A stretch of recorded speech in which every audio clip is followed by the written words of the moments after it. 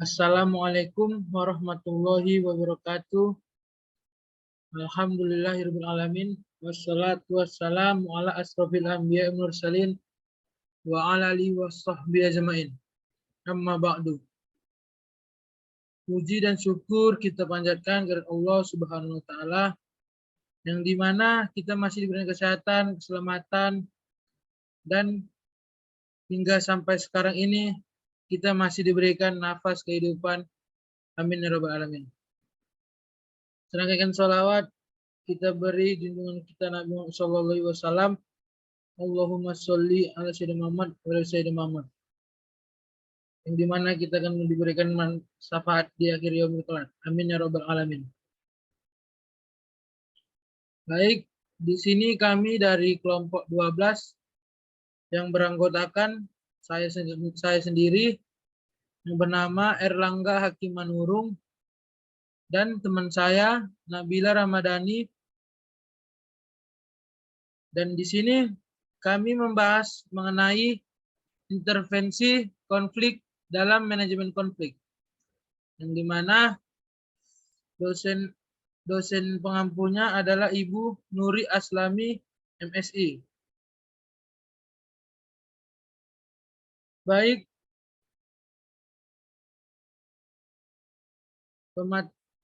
pemateri pertama akan dibahas oleh teman saya Nabila Ramadhani.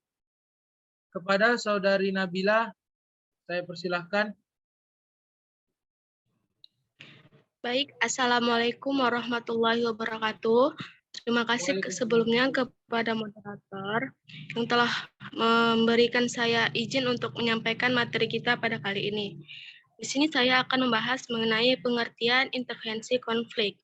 Menurut Johnson, konflik adalah situasi di mana tindakan salah satu pihak menahan, mengganggu, atau mengganggu tindakan pihak lain.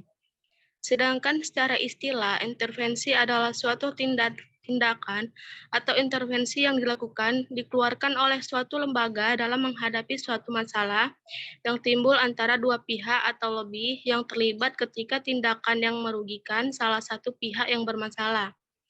Intervensi dalam konflik ini dilakukan ketika proses negosiasi dan mediasi tidak dapat menemukan konflik.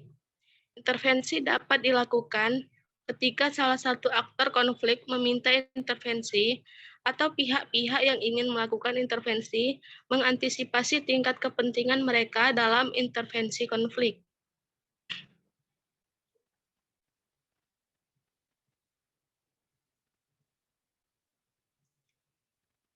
Masalah komponen terpenting dari manajemen konflik adalah kesadaran masalah. Hanya identifikasi kasus masalah yang benar yang memungkinkan intervensi yang efektif. Tahap ini membutuhkan pemahaman tentang konflik di berbagai organisasi dan pertimbangan strategi yang digunakan manajer dan pekerja untuk menyelesaikan suatu konflik.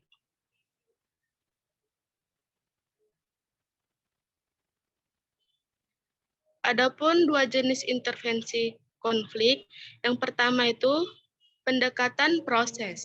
Pendekatan ini mengasumsikan bahwa intensitas konflik dan gaya penyelesaian konflik akan berubah. Pendekatan ini memungkinkan administrator untuk menyesuaikan bagaimana konflik ditangani dalam situasi yang berbeda. Yang kedua, ada pendekatan struktural. Pendekatan ini didasarkan pada peningkatan efektivitas organisasi dan perubahan desain organisasi. Manajemen konflik dalam hal ini dilakukan dengan mengubah persepsi tentang beratnya konflik di berbagai level organisasi.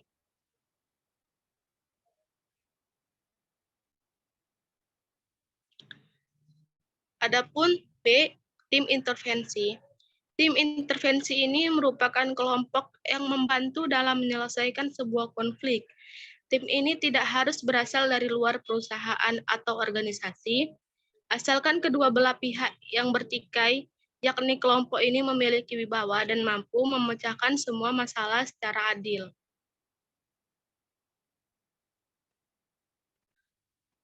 Dalam intervensi, semua pihak yang terlibat harus memilih intervensi grup dengan prosedur sebagai berikut. Yang pertama, tentukan jumlah anggota grup intervensi yang diperlukan atau diinginkan. Yang kedua, buat daftar nama calon anggota. Yang ketiga, calon anggota yang terdaftar paling tidak 3 kali lipat jumlah anggota grup yang telah ditetapkan. Yang keempat, bagikan informasi riwayat setiap calon anggota yang bertikai. Yang kelima, adakan pertemuan dengan wakil kedua belah pihak.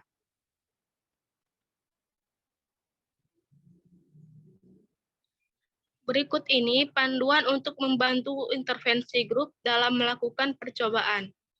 Batasi sikap permusuhan. Setelah kelompok intervensi terbentuk, tidak perlu lagi ada sikap permusuhan.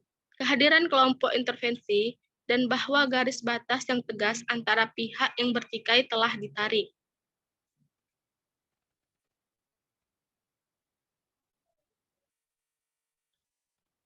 Adapun langkah nyata ini menurunkan suhu sehingga membawa konflik ke tahap yang sulit diatasi.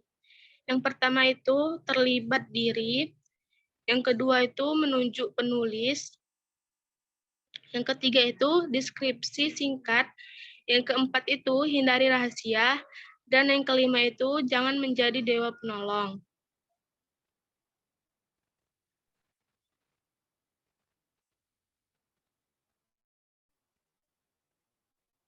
Adapun kriteria intervensi yang efektif.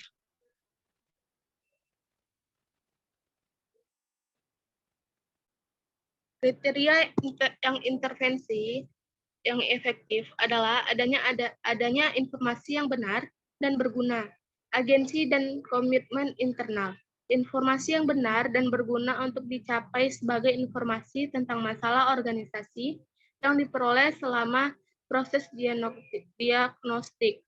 Materi informasi tidak ditulis oleh konsultan atau klien, tetapi benar-benar terjadi dan diterapkan secara nyata dalam kegiatan organisasi. Selain itu, materi informasi terkait dengan masalah yang akan memecahkan, sehingga bahan informasi berguna untuk perbaikan organisasi. Oleh karena itu, tugas konsultan pertama adalah mencari informasi yang benar dan bermanfaat. Kegagalan untuk menyelesaikan tugas berarti konsultan itu belum menerima data yang benar dan relevan. Baik, sekian dari materi yang saya sampaikan. Selanjutnya saya akan serahkan kepada moderator. Terima kasih. Terima kasih kepada Saudari Nabila Ramadhani yang telah memaparkan materi-materi. Dan materi selanjutnya akan saya bahas sendiri. Pertama itu proses dari intervensi, di mana terkait dengan pelaksanaan proses intervensi, ada 5 langkah yang dapat digunakan dalam proses mediasi. Yang pertama itu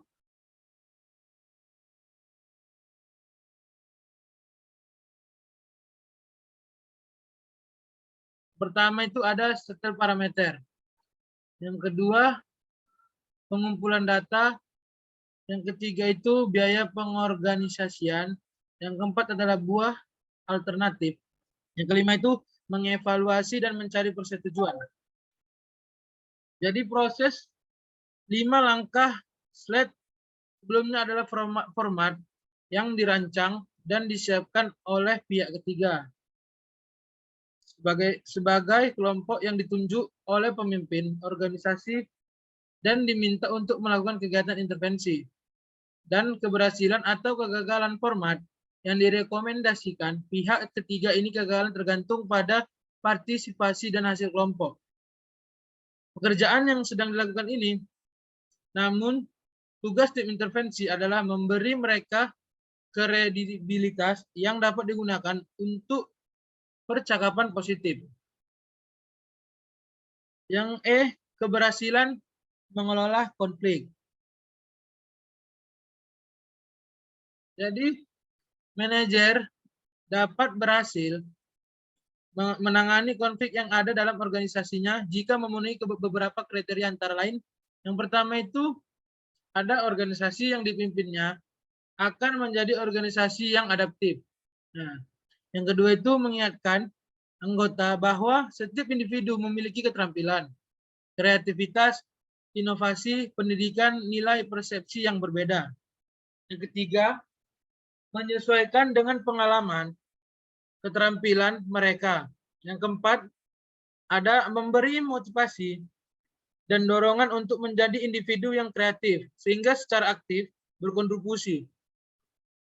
Nah, yang kelima ini ada pemimpin dan anggota organisasinya harus mampu berpikir positif tentang konflik yang terjadi dalam organisasi. Nah, yang keenam ini mendorong saling pengertian, menghormati ide orang lain, saling membantu atau kerjasama. Yang ketujuh, melalui manajemen konflik fungsional, manajer kreatif dapat meningkatkan kinerja karyawan dengan menyatukan kelompok yang berkonflik, menangani masalah, dan mendiskusikan masalah.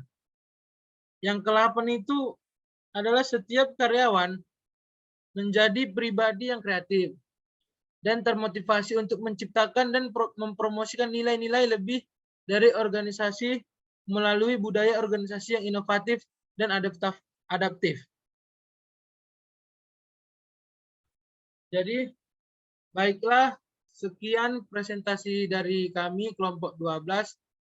Jika ada kesalahan kata atau kesalahan dalam pembuatan PPT dan makalah atau video pun ini, mohon maaf, dan kami kelompok 12 mohon ampun kepada Allah Subhanahu wa taala yang Maha Esa.